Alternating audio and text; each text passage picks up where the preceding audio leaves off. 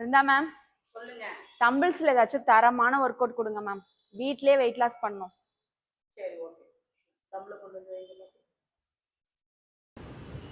1 2 3 4 5 6 7 8 9 10 down.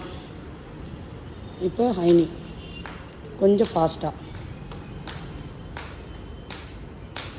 இப்போ இந்த பக்கம் குட் குட் குட். ஸ்ட்ரைட்டாக வச்சுக்கோங்க கையை. ஃபாஸ்ட்டாக பண்ணுங்கள், ஃபாஸ்ட்டாக பண்ணுங்கள்.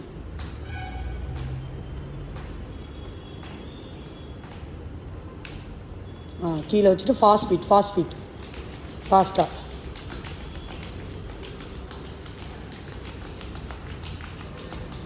போதும். இப்போ இந்த சைடு